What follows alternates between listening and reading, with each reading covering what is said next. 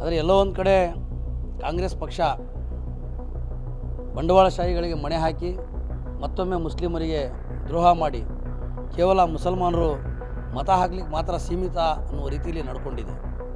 ಮುಖಂಡರಿಗೆ, ಮುಸಲ್ಮಾನ್ ಧಾರ್ಮಿಕ ಗುರುಗಳಿಗೆ, ಅವರ ಭಾವನೆಗಳಿಗೆ ಧಕ್ಕೆ ಬರುವ ರೀತಿಯಲ್ಲಿ ಅವಮಾನಕರವಾಗಿ ಸುರ್ಜೇವಾಲಾ ಅವರು ಟಿಕೆಟ್ ನಿರಾಕರಿಸುವ ಮೂಲಕ ಈ ಒಂದು ಮುಸ್ಲಿಂ ಸಮುದಾಯಕ್ಕೆ ಸವಾಲನ್ನು ಹಾಕಿದ್ದಾರೆ. ಮತದಾರರ ಶಕ್ತಿ ಏನು ಅಂತ ಹೇಳಿ ಈ ಒಂದು ಉಪಚುನಾವಣೆಯಲ್ಲಿ ದಾವಣಗೆರೆ ದಕ್ಷಿಣ ವಿಧಾನಸಭಾ ಕ್ಷೇತ್ರದ ಮತದಾರರು ತೋರಿಸಲಿದ್ದಾರೆ. ವಾತಾವರಣ ಬೂದಿ ಮುಚ್ಚಿದ ಕೆಂಡದಂತಿದೆ. ಇವತ್ತು ದಾವಣಗೆರೆಯಲ್ಲಿ ಉಪಚುನಾವಣೆ ನಡೀತಾ ಇದೆ. ಡಾಕ್ಟರ್ ಶಾಮನೂರು ಶಿವಶಂಕರಪ್ಪನವರ ಅಕಾಲಿಕ ನಿಧನದಿಂದಾಗಿ ಕ್ಷೇತ್ರದಲ್ಲಿ ತೆರವಾದಂಥ ಸ್ಥಾನ 88,000 ಮತಗಳಿರ್ತಕ್ಕಂಥ ಅಲ್ಪಸಂಖ್ಯಾತ ಮುಸ್ಲಿಮರಿಗೆ ಕೊಡಬೇಕು ಅಂತ ಹೇಳಿ ನಿರಂತರವಾಗಿ 3 ತಿಂಗಳಿಂದ ಕೂಗಿತ್ತು. ಆದರೆ ಎಲ್ಲೋ ಒಂದು ಕಡೆ ಕಾಂಗ್ರೆಸ್ ಪಕ್ಷ ಬಂಡವಾಳಶಾಹಿಗಳಿಗೆ ಮಣೆ ಹಾಕಿ ಮತ್ತೊಮ್ಮೆ ಮುಸ್ಲಿಮರಿಗೆ ದ್ರೋಹ ಮಾಡಿ ಕೇವಲ ಮುಸಲ್ಮಾನರು ಮತ ಹಾಕಲಿಕ್ಕೆ ಮಾತ್ರ ಸೀಮಿತ ಅನ್ನುವ ರೀತಿಯಲ್ಲಿ ನಡ್ಕೊಂಡಿದೆ. ಆದಾಗ್ಯೂ ಕೂಡ ಮುಸಲ್ಮಾನ ಮುಖಂಡರಿಗೆ, ಮುಸಲ್ಮಾನ್ ಧಾರ್ಮಿಕ ಗುರುಗಳಿಗೆ, ಅವರ ಭಾವನೆಗಳಿಗೆ ಧಕ್ಕೆ ಬರುವ ರೀತಿಯಲ್ಲಿ ಅವಮಾನಕರವಾಗಿ ಸುರ್ಜೇವಾಲಾ ಅವರು ಟಿಕೆಟ್ ನಿರಾಕರಿಸುವ ಮೂಲಕ ಈ ಒಂದು ಮುಸ್ಲಿಂ ಸಮುದಾಯಕ್ಕೆ ಸವಾಲನ್ನು ಹಾಕಿದ್ದಾರೆ. ನೀವೇನು ಮಾಡ್ತೀರಾ ಮಾಡಿಕೊಡ್ರಿ ಅಂತ. ಮತದಾರರ ಶಕ್ತಿ ಏನು ಅಂತ ಹೇಳಿ ಈ ಒಂದು ಉಪಚುನಾವಣೆಯಲ್ಲಿ ದಾವಣಗೆರೆ ದಕ್ಷಿಣ ವಿಧಾನಸಭಾ ಕ್ಷೇತ್ರದ ಮತದಾರರು ತೋರಿಸಲಿದ್ದಾರೆ.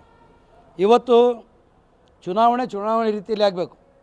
ಇವತ್ತು ಏನು ಮಾಡ್ತಿದ್ದಾರೆ, ಆಡಳಿತ ಯಂತ್ರ ದುರುಪಯೋಗ ಪಡಿಸ್ಕೊಂಡು ಇಡೀ ಸರ್ಕಾರ ದಾವಣಗೆರೆ ದಕ್ಷಿಣ ವಿಧಾನಸಭಾ ಕ್ಷೇತ್ರಕ್ಕೆ ಚುನಾವಣೆಯನ್ನು ಮಾಡಲಿಕ್ಕೆ ಬರ್ತಾ ಇದೆ. ಇವತ್ತು ಮುಸ್ಲಿಮರಿಗೆ ಆಗಿರ್ತಕ್ಕಂಥ ಅನ್ಯಾಯವನ್ನು ಸರಿಪಡಿಸಲಿಕ್ಕೆ ಮುಸ್ಲಿಮರು ಬೆಂಬಲವಾಗಿ ನಿಲ್ಲಬೇಕು. ಆದರೆ ಅವರನ್ನೇ ಅಸ್ತ್ರವಾಗಿ ಬಳಸ್ಕೊಂಡು ಯಾರು ಮುಸ್ಲಿಂ ಸಮಾಜಕ್ಕೆ ಅನ್ಯಾಯ ಮಾಡಿದ್ದಾರೆ ಅವ್ರ ಪರವಾಗಿ ಚುನಾವಣೆ ಮಾಡಲಿಕ್ಕೆ ಬಂದಿದ್ದಾರೆ. ಇತ್ತೀಚೆಗೆ ಕೋಗಿಲಿನಲ್ಲಿ ಮುಸ್ಲಿಂ ಸಮುದಾಯದ ಮನೆಗಳನ್ನು ಕೆಡವಿ ಹಾಕಿದಾಗ ಇವರಿಗೆ ನೆನಪಾಗಿಲ್ಲ ಅಲ್ಪಸಂಖ್ಯಾತರು, ಮುಸಲ್ಮಾನರು. ಇಲ್ಲಿ ಚುನಾವಣೆಗೆ ಸ್ಪರ್ಧೆ ಮಾಡಿದಾಗ ಅವರಿಗೆ ಸಮಜಾಯಿಷಿ ಕೊಡಲಿಕ್ಕೆ, ಆಮಿಷ ಕೊಡಲಿಕ್ಕೆ ಇವರಿಗೆ ದಾವಣಗೆರೆ ದಕ್ಷಿಣ ವಿಧಾನಸಭಾ ಕ್ಷೇತ್ರ ನೆನಪಾಗಿದೆ. ಇವತ್ತು ದಕ್ಷಿಣ ವಿಧಾನಸಭಾ ಕ್ಷೇತ್ರದಲ್ಲಿ ಅನೇಕ ಅನ್ಯಾಯಗಳು ತಲೆ ಎತ್ತಿವೆ. ಅದರ ಉತ್ತರವಾಗಿ ಬರುವ 9ನೇ ತಾರೀಕು ದಕ್ಷಿಣ ವಿಧಾನಸಭಾ ಕ್ಷೇತ್ರದ ಮತದಾರರ ಈಗಾಗಲೇ ತೀರ್ಮಾನ ಮಾಡಿದ್ದಾನೆ. ಈ ಒಂದು ಕುಟುಂಬ ರಾಜಕಾರಣಕ್ಕೆ ಇತಿಶ್ರೀ ಹಾಡಬೇಕು. ಒಂದೇ ಮನೆಗೆ 37 ವರ್ಷ ಅಧಿಕಾರ ಕೊಟ್ಟಿರ್ತಕ್ಕಂಥ ಮುಸ್ಲಿಂ ಸಮಾಜಕ್ಕೆ ಅವಕಾಶ ಸಿಗಬೇಕು. ನಮಗೆ ಎಲ್ಲಿವರೆಗೆ ಅವಕಾಶ ಸಿಗೋದಿಲ್ವೋ ಅಲ್ಲಿವರೆಗೆ ನಮ್ಮ ಹೋರಾಟ ಕಾಂಗ್ರೆಸ್ ವಿರುದ್ಧವಾಗಿ ನಿರಂತರ ಮಾಡ್ತೀವಿ ಅಂತ ಮುಸ್ಲಿಂ ಮತದಾರರು ತೀರ್ಮಾನ ಮಾಡಿದ್ದಾರೆ. ಚುನಾವಣೆ ಗಿಮಿಕ್ಕು ಏನಂತ ಹೇಳಿದರೆ, ಕೆಲವರಿಗೆ ನಾಮಪತ್ರ ಸಲ್ಲಿಸೋದು ಬ್ಲ್ಯಾಕ್ ಮೇಲ್ ತಂತ್ರ ಆಗಿರ್ಬೋದು, ಮತ್ತು ಕೆಲವರಿಗೆ ಪ್ರಜಾಪ್ರಭುತ್ವದಲ್ಲಿ ವಿಶ್ವಾಸ ಇರ್ಬೋದು, ಮತ್ತು ಕೆಲವರಿಗೆ ತನ್ನನ್ನು ತಾನು ಬಿಂಬಿಸಿಕೊಳ್ಳುವಂಥ ಅವಕಾಶ ಇರ್ಬೋದು. ಇಲ್ಲಿ BJP ಕಾಂಗ್ರೆಸ್ ಪಕ್ಷೇತರ ಅಭ್ಯರ್ಥಿ ಆದಿಲ್ ಬಾಷಾ ತ್ರಿಕೋನ ಸ್ಪರ್ಧೆ ಏರ್ಪಟ್ಟಿದೆ.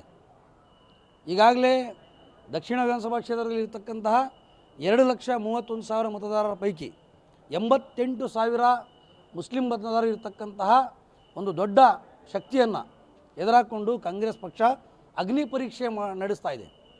ಇವತ್ತು ನಾವು ಬಂದು ನೋಡ್ಬೋದು, ಕ್ಷೇತ್ರದಲ್ಲಿ ಇವತ್ತು ಅರೆಪಡೆ ಸೇನಾ ಇಟ್ಕೊಂಡು ಮುಖಂಡರು ಒಳಗಡೆ ಬರ್ತಕ್ಕಂಥ ಪರಿಸ್ಥಿತಿ ನಿರ್ಮಾಣ ಆಗಿದೆ. ಗೋಬ್ಯಾಕ್ ಘೋಷಣೆಗಳು ಯುವಕರು ನಿರಂತರವಾಗಿ ಕೂಗ್ತಾ ಇದ್ದಾರೆ. ಇದಕ್ಕೆ ಕಾರಣ ಅವರಲ್ಲಿರ್ತಕ್ಕಂಥ ಅಸಮಾಧಾನ, ಅವರಿಗೆ ಆಗಿರುವ ಅನ್ಯಾಯ ತೋರಿಸ್ಕೊಡ್ಲಿಕ್ಕೆ ಪ್ರಯತ್ನ ಮಾಡ್ತಿದ್ದಾರೆ. ಹೌದು, ಗುಲಾಮ್ಗಿರಿ ಮಾಡ್ಕೊಂಡಿರಿ ನೀವು. ನಿಮಗೆ ರಾಜಕೀಯ ಪ್ರಾತಿನಿಧ್ಯ ಸಿಗಬಾರ್ದು, ಸಾಮಾಜಿಕ ನ್ಯಾಯ ಕೇಳಲಿಕ್ಕೆ ನಿಮ್ಗೆ ಅಧಿಕಾರ ಇಲ್ಲ. ನೀವು ಕೇವಲ ವೋಟ್ ಬ್ಯಾಂಕ್ ರಾಜಕೀಯ ಮಾಡಿಕೊಂಡು ಈ ಒಂದು ಅಲ್ಪಸಂಖ್ಯಾತ ಮುಸ್ಲಿಮರಿಗೆ ಬಳಸ್ಕೊಂಡು ಅಧಿಕಾರ ಪಡ್ಕೊಂಡಿದ್ದೀರಲ್ಲ.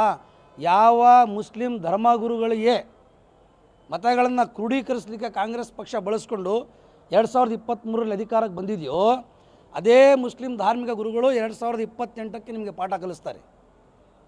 ಈ ದಾವಣಗೆರೆ ದಕ್ಷಿಣ ವಿಧಾನಸಭಾ ಕ್ಷೇತ್ರಕ್ಕೆ ನೀವು ಸವಾಲನ್ನು ಹಾಕಿದ್ದೀರಾ. ಈ ರಾಜ್ಯದ ಮುಂದಿನ ವಿಧಾನಸಭಾ ಚುನಾವಣೆಗೆ ನೀವು ಯಾವ ರೀತಿ ಫಲಿತಾಂಶ ನಮ್ಗೆ ಕೊಡಬೇಕು ಅಂತ ಸವಾಲು ಹಾಕಿದ್ದೀರಾ. ಆ ಸವಾಲಿಗೆ ಸ್ವೀಕಾರ ಮಾಡಿದ್ದಾರೆ ನಮ್ಮ ಧಾರ್ಮಿಕ ಗುರುಗಳು, ಮುಖಂಡರು, ಮತದಾರರು.